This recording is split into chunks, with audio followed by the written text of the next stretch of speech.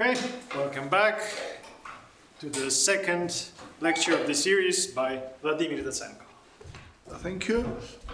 Right, so the last thing that we saw before the break was this little computation of the Koszul dual in the case, in this particular case, and one of the intermediate part of it, so that I should probably emphasize right now,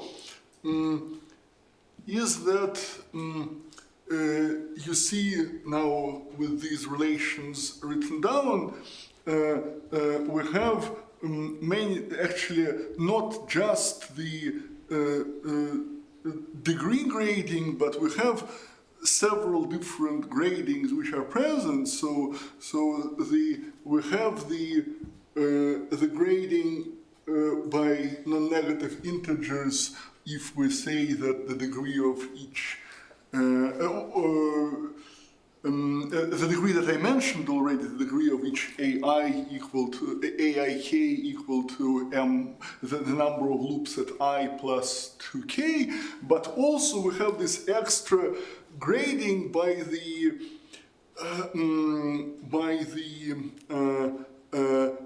lattice of by the root lattice of the quiver, so to say, by the so if well, so this you have this relation that has two letters A. Every term has two letters A. Here, every term has one letter A, one letter B. Every term has two letters B. Every term has one letter A, one letter B. So there is this extra homogeneity. So in fact, this kind of degree also will be later useful for us when we will write some characters, some generating functions, and so on. But in particular, as I mentioned when we were doing this computation, if we only look at the part of relations that contain letters A, not contain letters B, what do we have? We have just these commuting variables AI, and when we compute the annihilator, we have the anti-commuting variables AI star. And this is perhaps, not perhaps, certainly a much more basic and a much more fundamental feature of Koszul duality, the way Koszul duality was first meaningfully used historically, the Koszul duality between polynomial algebras and exterior algebras. So let me just make this little remark.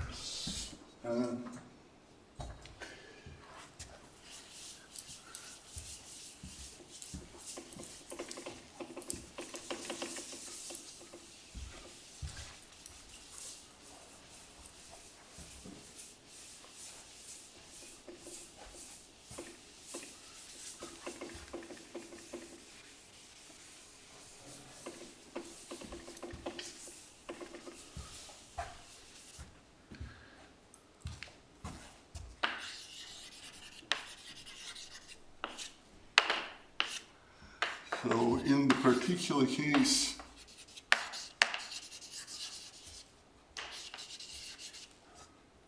where A is just the symmetric algebra of the vector space V, which means that we take the exterior algebra and we take the quotient by the span of commutators, which of course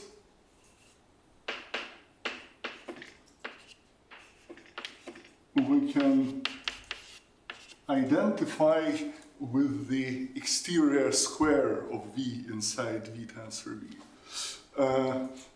So in this case we have a quadratic dual is the Grassmann algebra of V star, so it's the T of V star quotient by the anti-commutators, which of course span the symmetric square of V star. So we take the quotient by the ideal, by the corresponding ideal. So this was used by Beilinson, Bernstein, Gelfand in late 1970s to study the derived category of coherent sheaves and projective spaces via the derived category of the modules over the exterior algebra, which, certainly is a useful thing to know, because it's nice, and before you enter the business of Koszul duality, sort of perhaps unexpected that this something of sufficiently geometric nature, some coherent sheaves of projective spaces are somehow miraculously, once you go into the derived world, are miraculously related to modules over a finite, very concrete finite dimensional algebra. It does not necessarily make things well, I should probably put here n also meaning the Grassmann algebra in n variable, in n+1 variables, but yeah. Now what I want to say next, I suppose, is address the question that Pedram was asking.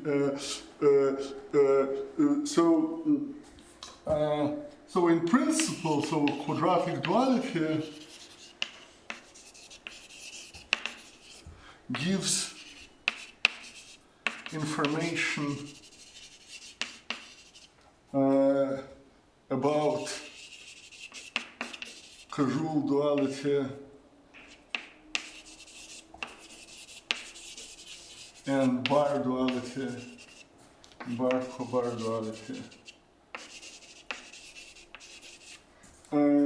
Only under certain important assumption.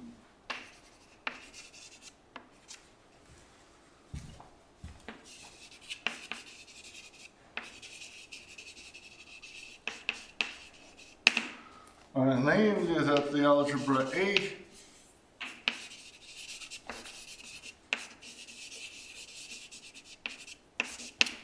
is Koszul. And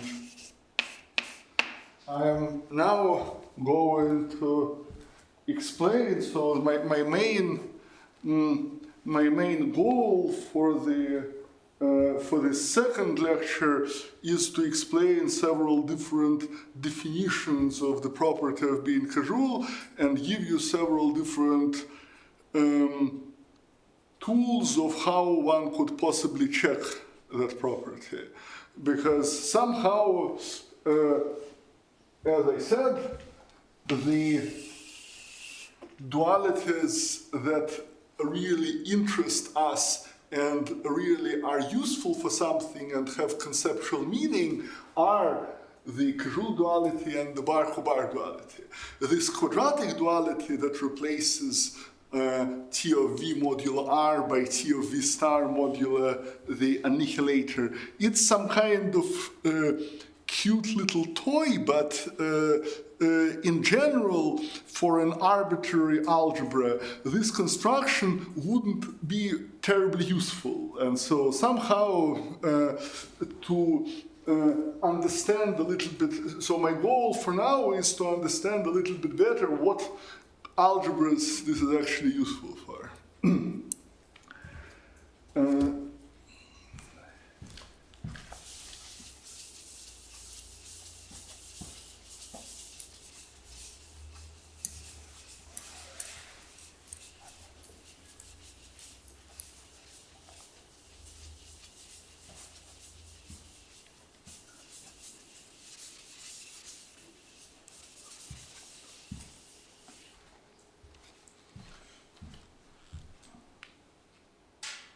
So, and for that, I'm going to say a few words about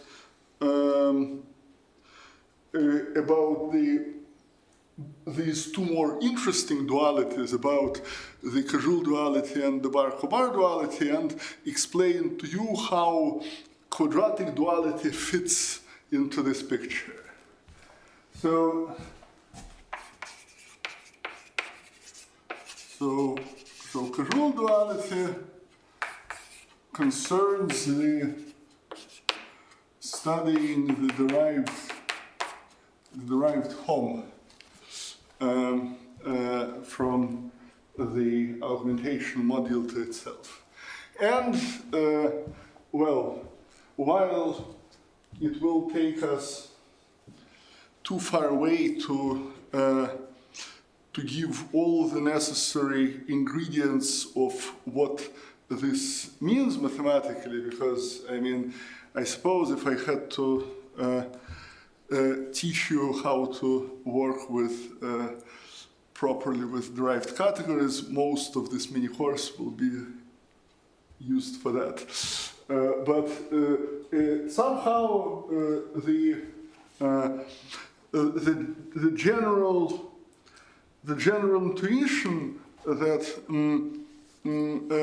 that will be present in almost everything that I will be explaining in this course is that to make things suitably derived, a good strategy is always to replace objects by their resolutions by sort of free objects with a differential, whose homology is the original thing that you study. And that will be really always the case, almost always. So all the complexity of an object should be hidden in the differential. That's kind of the general slogan. So in particular, now we're working with the category of modules. So the augmentation module, it's very easy to define. It's just a one-dimensional vector space on which you algebra X by augmentation. But because this happens, because it's a tiny little space where most of the algebra acts completely trivially, it's not by considering this object on the nose, you lose an awful lot of information. So what happens is that one of the ways to compute this is to replace this augmentation module K by its free resolution. So a resolution made of free A modules. So the idea can be computed using a free, well, technically, I would say you can use a projective resolution, but let's perhaps not focus on that at the moment, but free resolution of K, that is, so you replace your K by some, well, let's decide that we consider a left module, so there is, so if you want to construct a resolution by free modules, of course, it's so the algebra A itself is algebra A is a free module over itself. So that's the first step is clear. You have a very nice surjective map from a free module given by augmentation. But then you have the kernel, which is generally not free. So you have to construct somehow some V1 tensor A, V2, excuse me, now I decided that I would use left modules.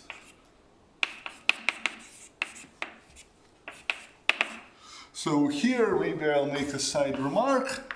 So if V is a vector space, we can consider the tensor product of A and V, which has the obvious action of A just by multiplying on the left. And this is a free module, so if V is sort of, for example, finite dimension of dimension n, it's a free module of rank n. So it's so A of tensor V in general is the free A module generated by V. So I prefer, this is, I suppose, also one way to detect an algebraist. So when I prefer to not choose a basis in the free module unnecessarily. So for me, a free module is generated by a vector space. So of course, you know, the module A, which is the sum of n copies of A, you can view as a tensor with k to the power n. So it's, but I prefer to not choose the basis until I absolutely must. So you take a free resolution, meaning that you construct such a sequence of sequence which is a chain complex, so the differential squares to 0, which is completely acyclic. Then you chop it off here, and you consider just this free part. And in every formula where you have k, you replace k by this huge chain complex. That's the idea. So in particular, what is the derived home? So you take, so the derived home k is, you take home from this, let me call this r dot to r dot, and then this, of course, this huge thing has its own differential. It's a chain, it's a home between chain complexes, so it's a chain complex. And then you take the, well, I put this equality sign maybe a little bit loosely, but the idea is that for some purposes you think of your home, of your derived home as a chain complex. For some purposes you compute its homology, and so, for example, the thing which is called X is the homology of this complex. So,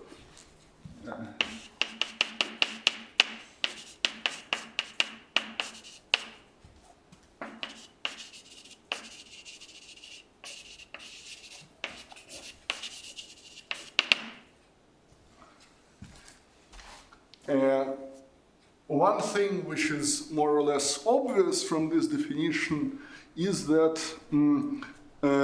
similarly like home from k to k has a structure of an algebra. You can compose homomorphisms. The derived home also has an algebra structure because these kind of homomorphisms you can also compose. And so there is an algebra structure induced on the homology, and so has an algebra structure.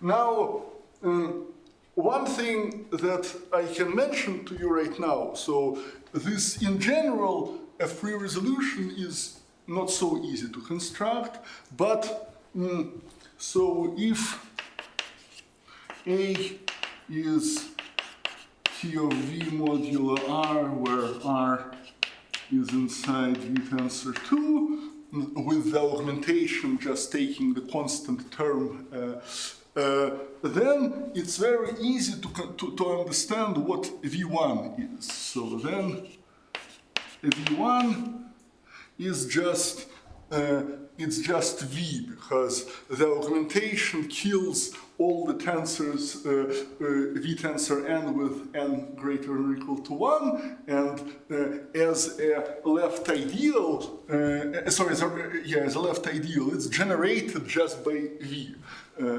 Somehow V1 is not very difficult, and because of that, and if you carefully understand what is going on with all this construction, so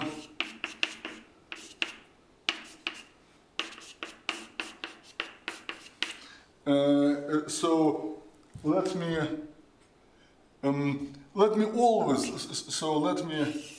this now I will always assume for simplicity.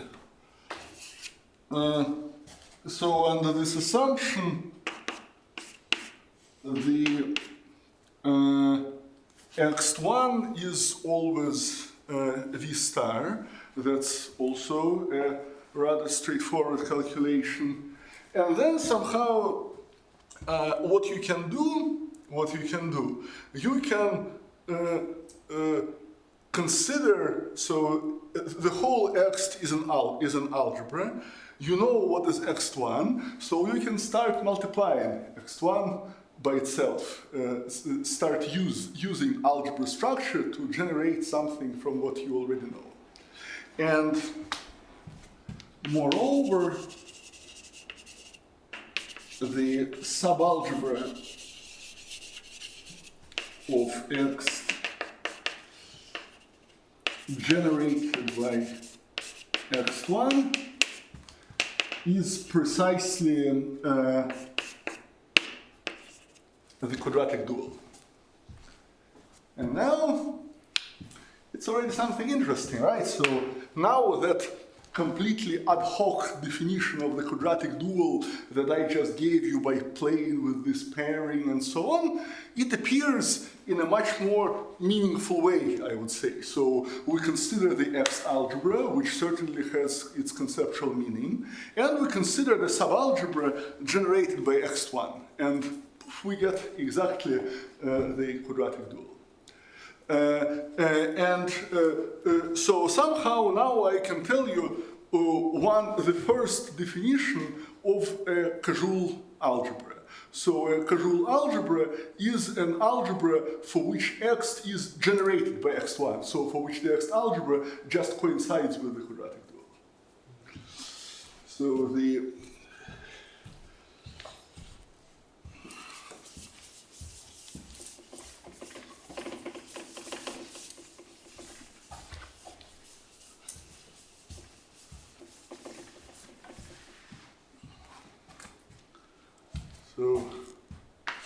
definition, and an algebra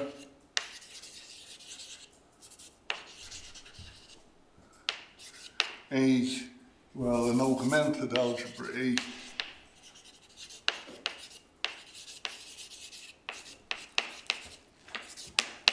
is Koszul if the X algebra is generated by X.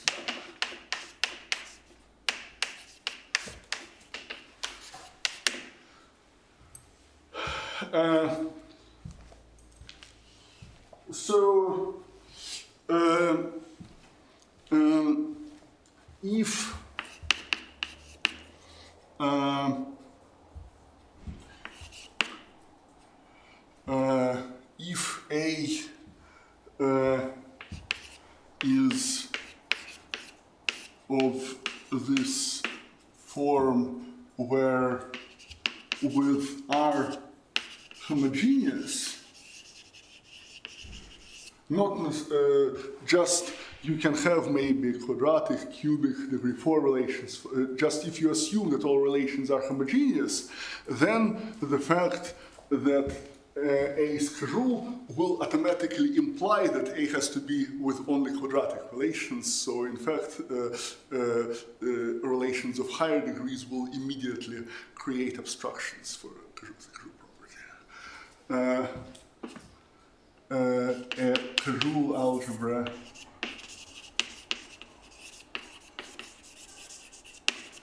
is always necessarily quadratic, but not the other way around.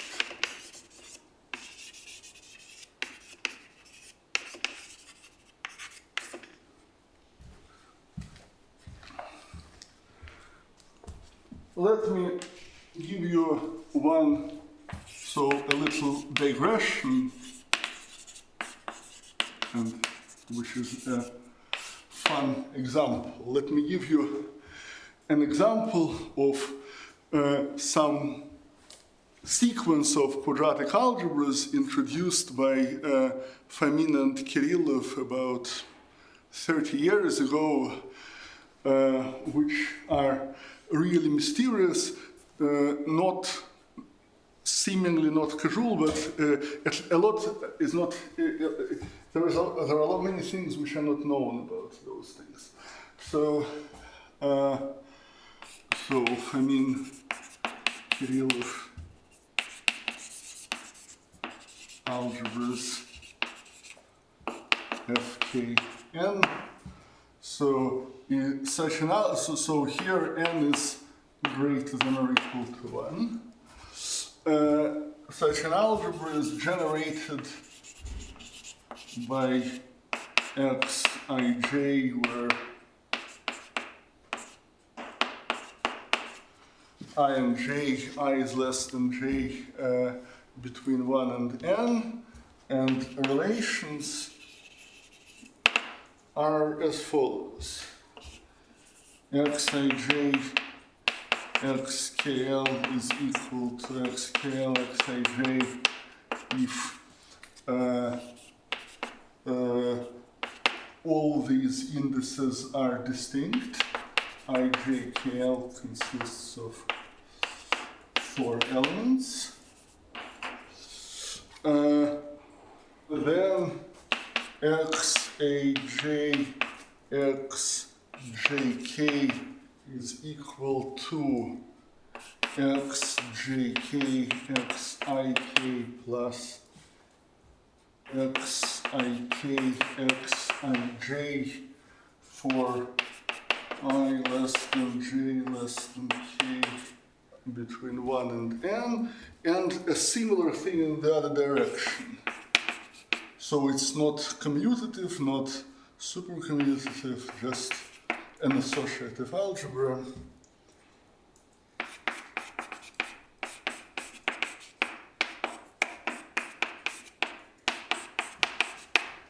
Xjk xij is equal to xik xjk plus xij xik, same conditions.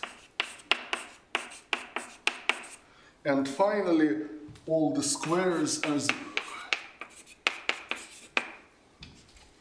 Then let me draw for you a little table.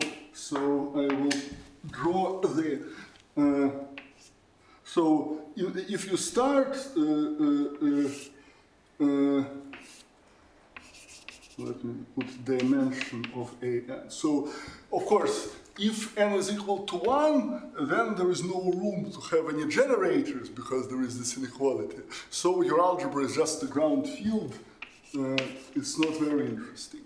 If your n is equal to 2, then you have just one generator x12, which squares to 0, so you have the Grassmann algebra on one generator. You have of dimension 2. If you take dimension 3 and play around with these relations, you get something of dimension 12.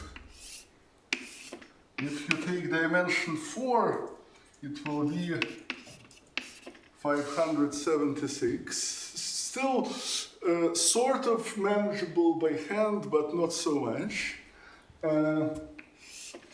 if you have dimension 5, that is already more than 8 million. So 8,294,400.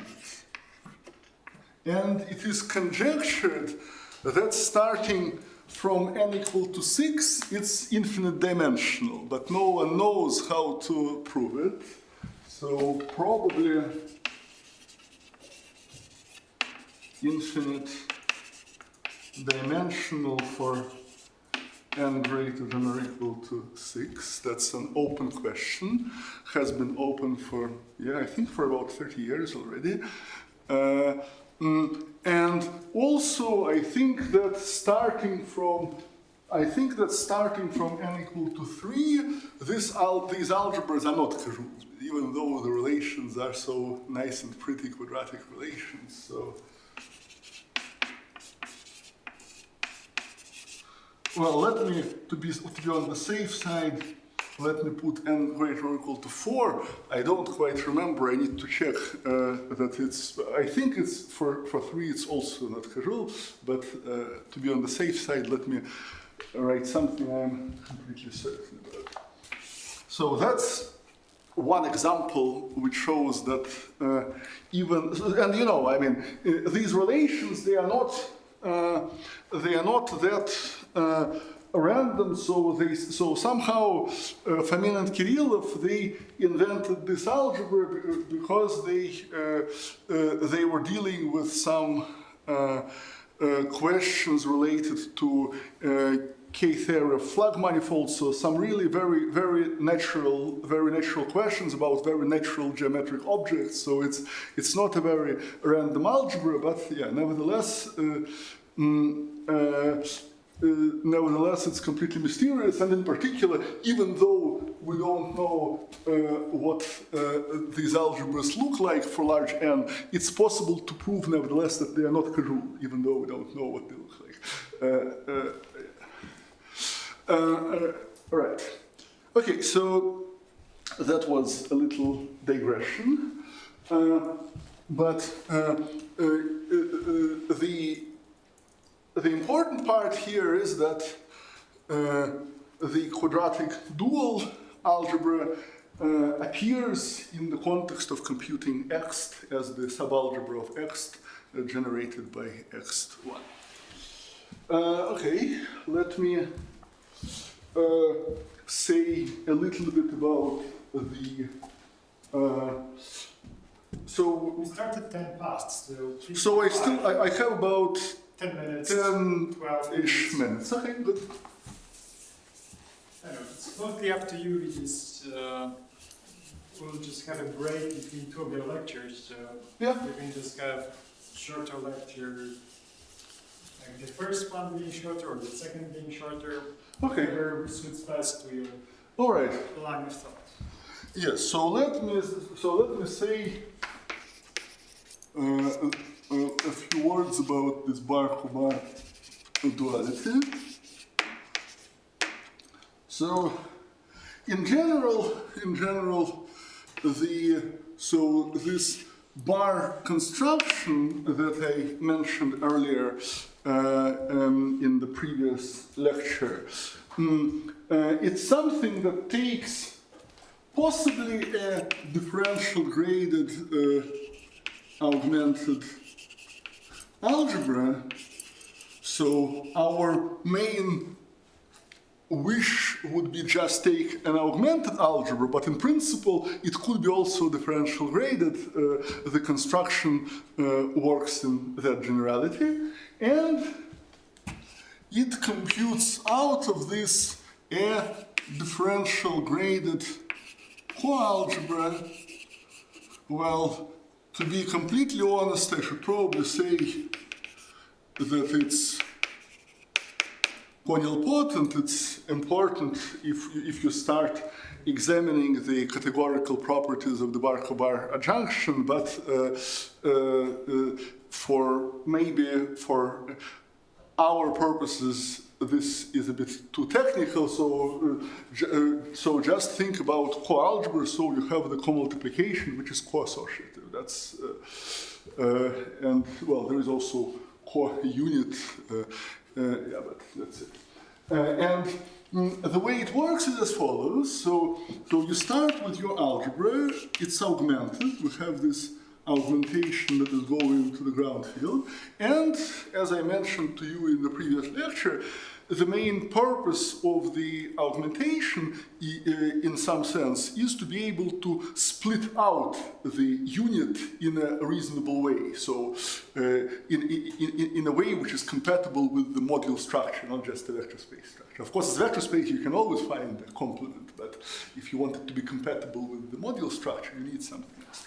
And so here is something that I am going to denote by a bar, which is just the kernel of the augmentation. So you take the kernel, and then what you do, you do the following thing. You consider the following. You construct a chain complex.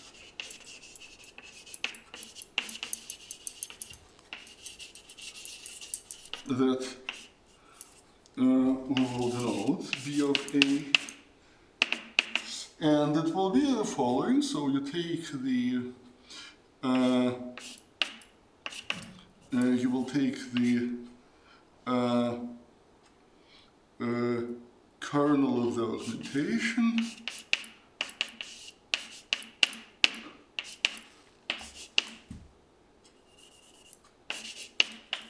so basically you look at tensor power. Well, actually, I mean maybe you look at all tensor powers of the kernel of the augmentation. So here, even though I put here the ground field, this map will always go into be zero. It won't really interact with anything. And then somehow the other maps will be constructed using the product in A. So here you just, here it will be just the product. You take two elements from the augmentation ideal and multiply them. So here you send A tensor B tensor C to A B tensor C minus A tensor B C. So you scan the consecutive pairs, you multiply them, and you take the alternating sum of things like that. Well, yeah, that's well, okay. So maybe I should say that the so generally so A1 AN will go to the sum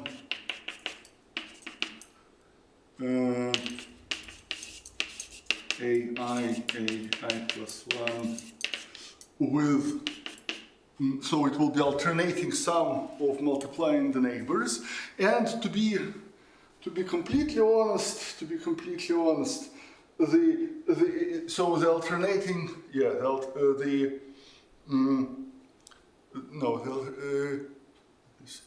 no, actually, no. This is so it will be really the alternating sum. So, for example, you see that if you apply this map here and then apply the product, then you will have AB times C minus A times BC, which vanishes because the algebra is associative.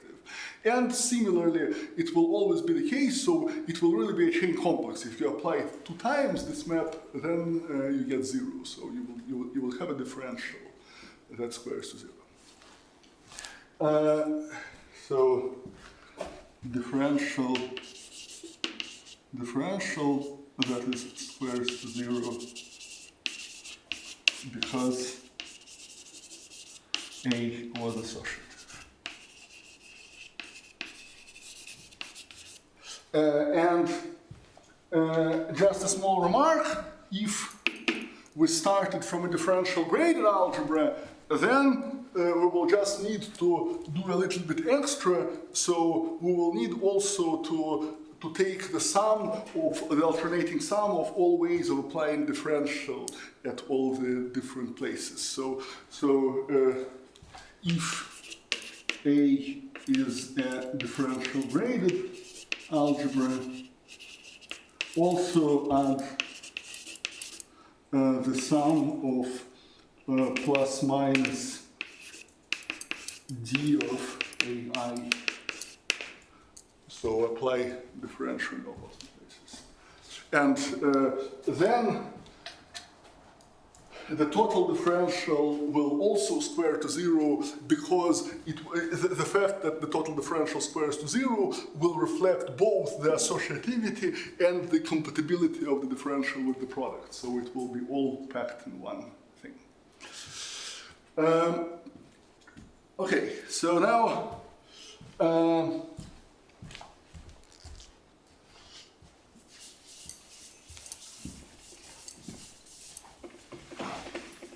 the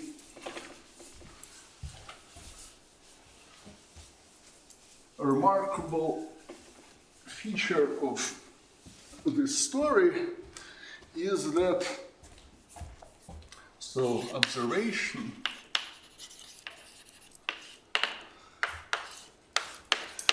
B of A is a coalgebra. With respect to the usual, so here we took all the tensor powers of the augmentation ideal. So of course we have deconcatenation. So with respect to deconcatenation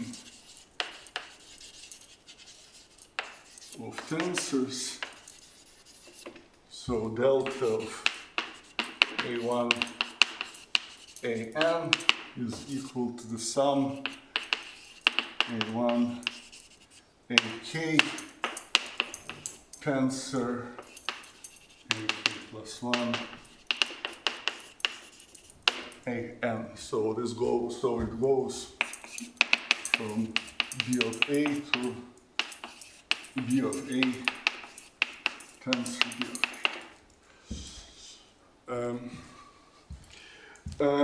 And this, moreover,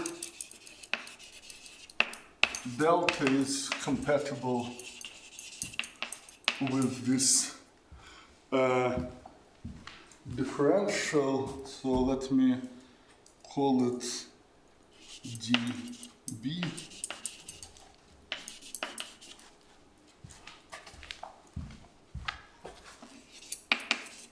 So the result is a differential graded coalgebra, which the main consequence of that is that on the homology of the, so it's the same as with the derived home. So derived home is a complex, and then somehow to compute X you take homology. So here you have the bar construction, and then you can look at the homology of the bar construction, and there is an coalgebra structure induced on it because the diagonal is compatible with the differential.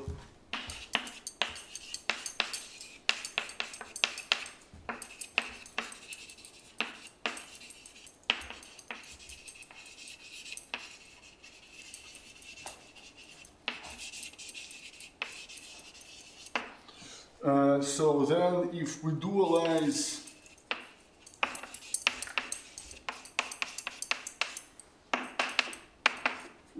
there is an algebra structure.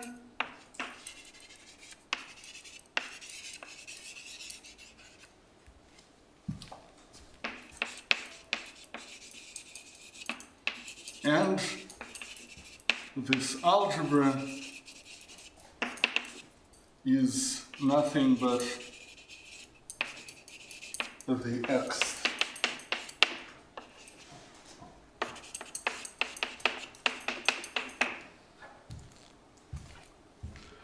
So that is what I promised in the previous lecture, that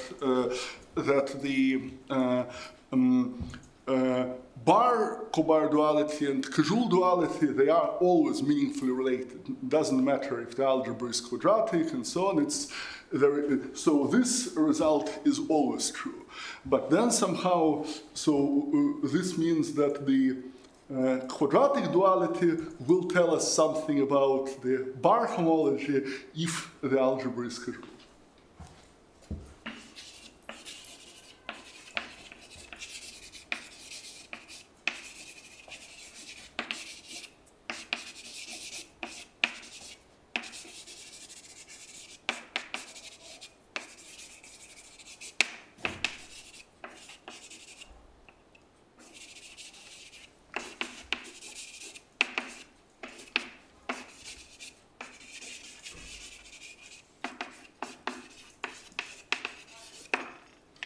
I think that's a good moment to stop and take a break.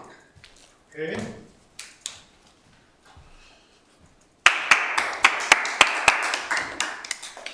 Questions? Where did you use the fact that A is Koszul? No. So my point is that, as we discussed earlier, if the algebra is Koszul, then the next algebra is the quadratic dual.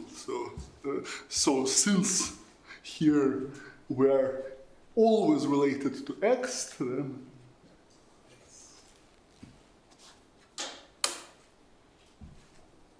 Other questions? Okay, so let's thank Vladimir again. I'll stop recording.